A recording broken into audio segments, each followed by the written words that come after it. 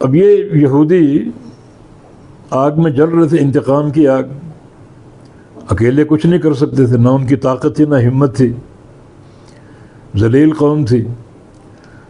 اب حیی بن اخطب، یہ یہودیوں کا سردار ایک، وہ جب وہاں سے نکلا اور جا کر خیبر کی زمین میں آباد ہوا اور کچھ ازریات مقام پر آباد ہوئے، تو حیی بن اخطب ایک وفد لے کر مکہ پہنچ گیا اور کفار قریش کو ابھارا مسلمانوں کے ساتھ جنگ کرنے کے لیے، اور کہا کہ مدینہ چھوٹی سی بستی ہے، جتنے ہمارے حلیف ہیں ان سب کو ہم آمادہ کرتے ہیں جنگ کے لیے، اور ایک بڑا لشکر بڑی تعداد لے کر مدینہ پہنچتے ہیں اور ان کی اینٹ سے اینٹ بجا دیتے ہیں، کوئی ایک بندہ ان کو زندہ نہیں چھوڑیں گے۔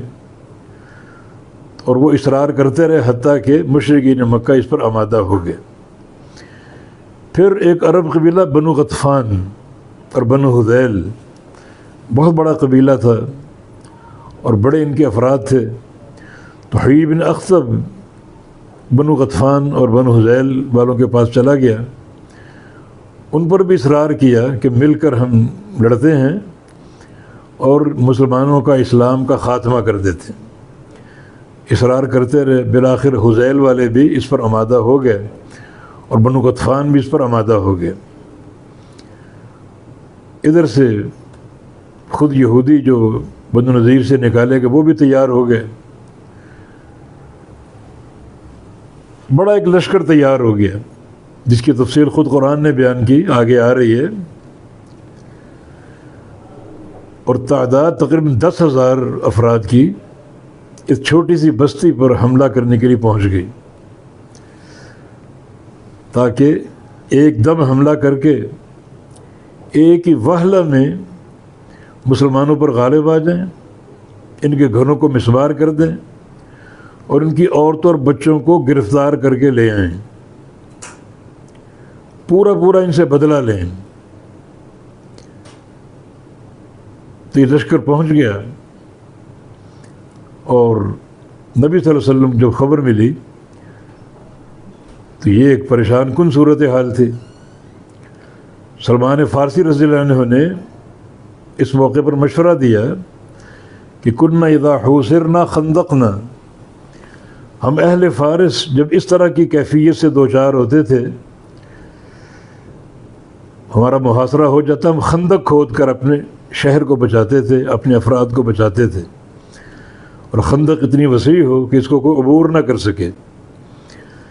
چنانچہ نبی علیہ السلام کی بات پسند آ گئی اور آپ نے خندق کھودنے کا حکم دیا، مشرق سے لے کر مغرب کی سائڈوں تک، اور ایک طرف قبیلہ بنو قریظہ تھا مسلمانوں کا حلیف، چونکہ اس طرف سے پشت مضبوط تھی تو اس طرف کا حصہ آپ نے رہنے دیا کہ بنو قریظہ والے ہماری حفاظت کریں گے، اور خندق اس طرح تیار ہوئی، بہت ہی ایک صبر آزما جو ہے وہ مراحل میں، اور انتہائی غربت اور فقر اور بھوک کے ساتھ، شدت کی بھوک، پیٹوں پر پتھر باندھے ہوئے، مگر صحابہ کے جذبہ بالکل قابل دید تھا، کوئی اس میں کمی نہیں تھی، کوئی شکوہ نہیں تھا کہ ہمیں لڑوا رہے ہیں تو ہمیں کھانا بھی تو کھلاؤ، نہیں، پیٹوں پر پتھر باندھے ہوا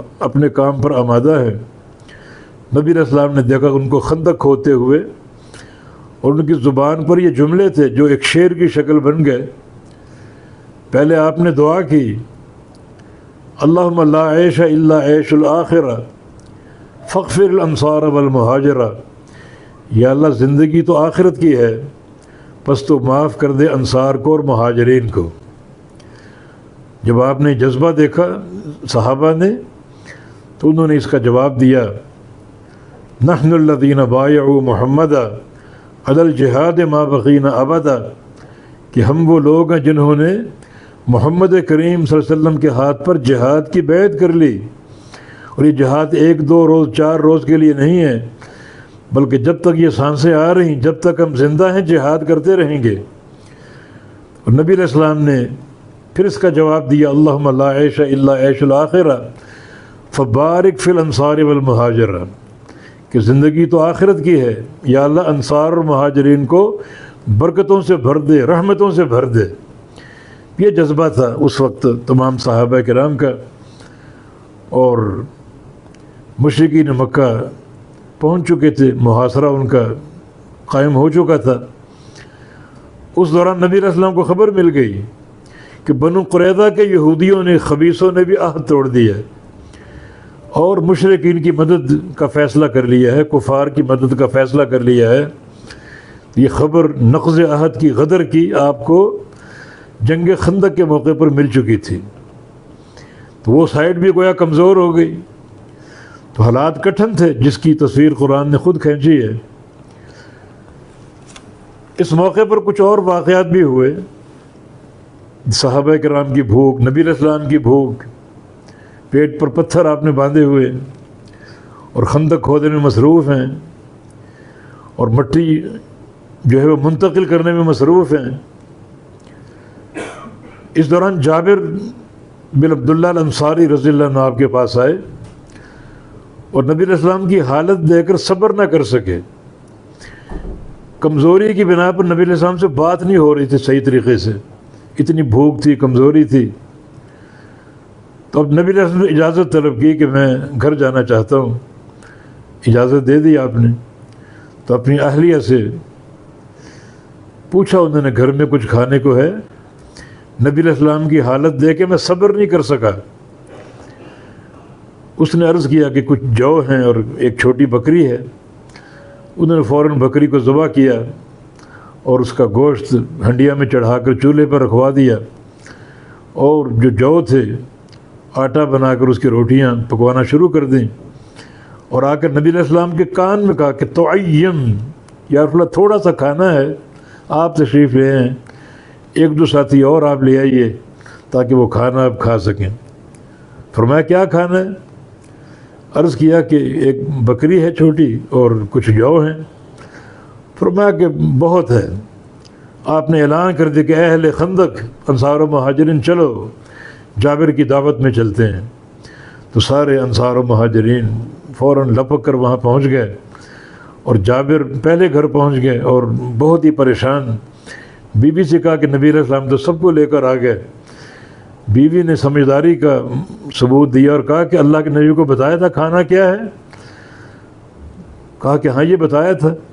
تو پھر اللہ اور اس کا رسول جانتے ہیں، تم آنے دو سب کو۔ نبی علیہ السلام پہنچ گئے اور جابر سے کہا کہ تم ہنڈیا کو ڈھکا رہنے دو اور تندور کو ڈھانک دو جس میں روٹیاں بنی ہوئی ہیں، اور آپ صلی اللہ علیہ وسلم خود تندور پر بیٹھ کے ہنڈیا سامنے رکھ لی، روٹیاں توڑ توڑ کر اس میں گوشت رکھتے اور صحابہ کو ایک ایک کر کے دیتے جاتے، اور صحابہ واپس آ رہے ہیں، لے رہے ہیں اور کھا رہے ہیں، آ رہے ہیں، لے رہے ہیں اور کھا رہے ہیں۔ 1000 صحابہ کی تعداد تھی اہل خندق کی، اور نبی علیہ السلام نے سب کو روٹیوں میں گوشت رکھ کے دیا، اور سارے صحابہ سیر ہو گئے، اور کھانا اسی طرح باقی بچا ہوا ہے۔ تو آپ نے جناب جابر سے کہا اور ان کی اہلیہ سے کہا کہ تم کھاؤ، یہ بابرکت کھانا ہے، اور تم لوگوں میں تقسیم بھی کرو، لوگوں میں بڑی بھوک اور فاقہ لاحق ہو چکا، ان میں تقسیم بھی کرو۔ یہ قصہ صحیح بخاری میں موجود ہے۔ یہاں میں ضرور یہ عرض کروں گا کہ ہمارے پاکستان میں ایک واعظ ہیں طارق جمیل صاحب، انہوں نے کہا کہ وہ بکری جو ذبح ہوئی تھی وہ دوبارہ تیار ہوگی، ہڈیاں آ گئیں، جڑ گئیں، گوشت آ گیا، جڑ گیا، کھال آئی وہ ساتھ لگ گئی، اور بکری دوبارہ کھڑی ہو کر تیار ہوگی۔ جھوٹ، سری جھوٹ۔ من کذب علی متعمدا فلیتبوأ مقعدہ من النار۔ اللہ کا خوف ہونا چاہیے اور جھوٹ بولنے سے گریز کرنی چاہیے۔ نبی علیہ السلام کی حدیث ہے المؤمن لا یکذب، مومن ہر گناہ کر سکتا ہے، جھوٹ نہیں بول سکتا۔ لعنت اللہ علی الکاذبین، جھوٹوں پر اللہ کی لعنت۔ اور جھوٹ دین پر ہو، اللہ کے رسول پر ہو، وہ جھوٹ تو سب سے برا اور قبیح ہے۔ تو یہاں تک کا واقعہ صحیح بخاری میں اور کتب حدیث میں موجود ہے۔ یہ قصہ بھی جنگ خندق کے موقع پر پیش آیا، خندق ہوتے ہوئے پیش آیا، اور چونکہ صورتحال بڑی گمبھیر تھی، دشمن کوشش کر رہے تھے خندق کو عبور کرنے کی، کچھ نے گھس کر آگے پار لگنے کی کوشش بھی کی، اور صحابہ نے پتھر مار مار کر ان کو مار دیا، اور عمر بن ود عبور کر کے آگے پہنچ بھی گیا، جناب علی بن ابی طالب امیر المومنین نے اسے قتل کیا۔ اس طرح کی اکا دکا واقعات ہوئے، اور ایک واقعہ یہود کی طرف سے یا کفار کی طرف سے ایک تیر آیا اور وہ سعد بن معاذ کو لگا ان کے اکحل میں۔ اکحل وہ رگ ہے، مرکزی رگ جو کھل جائے اور خون جاری ہو جائے تو کبھی بند نہیں ہوتی، موت یقینی ہوتی ہے۔ ہم آگے اس پر بات کریں گے۔ ایک شخص آیا نبی علیہ السلام کے پاس، نعیم بن مسعود الاشجعی، کافر تھا، آ کر کہا کہ یا رسول اللہ صلی اللہ علیہ وسلم میں نے اسلام قبول کر لی ہے، اور ان کفار کو معلوم نہیں کہ میں نے اسلام قبول کیا ہے، وہ مجھے سمجھتے ہیں میں کافر ہی ہوں، تو مجھ سے کوئی کام لینا چاہیں تو لے لیں۔ فرمایا کہ الحرب خدع، جنگ جو ہے وہ دھوکہ دینے کا نام ہے، تم جاؤ اور جا کر یہ جو مختلف قبیلے جمع ہو گئے ہیں ان میں اگر پھوٹ پیدا کر سکتے ہو، اختلاف اور تفرق پیدا کر سکتے ہو، جا کر پیدا کرو۔ یہ چلے گئے یہودیوں کے پاس، بنو قریظہ کے یہودیوں کے پاس، اور کہا کہ تم کفار قریش کا ساتھ دے رہے ہو، کل جب جنگ ختم ہوگی اور کفار جنگ سے اکتا کر واپس پلٹیں گے، مکہ جائیں گے، تو تم تنہا رہ جاؤ گے، تو اس کے بعد تم محمد صلی اللہ علیہ وسلم کا مقابلہ کرنے کی طاقت رکھتے ہو؟ سامنا کر سکو گے؟ مقابلہ کر سکو گے؟ یہودی ڈر گئے، انہوں نے اعلان کر دیا کہ ہمارا اس احزاب سے کوئی تعلق نہیں، اور پھر وہ کفار قریش کے پاس گیا اور جا کر کہا کہ یہودی تمہارا ساتھ دینے سے گریزاں ہیں، انہوں نے انکار کر دیا ہے، وہ پشیماں ہیں کہ ہمارا تو عہد اور پیمان تھا، میثاق تھا نبی علیہ السلام کے ساتھ، وہ ہم نے توڑ دیا، اس توڑنے پر وہ نادم ہیں، اور وہ اس رجوع کر رہے ہیں تمہارا ساتھ دینے سے، تو تم تنہا رہ گئے ہو۔ تو اس تفرق سے حوصلے پست ہو گئے، لیکن چونکہ پہنچ چکے تھے محاصرہ انہوں نے جو ہے وہ جاری رکھا، لگ بھگ 1 مہینہ ان کا محاصرہ رہا۔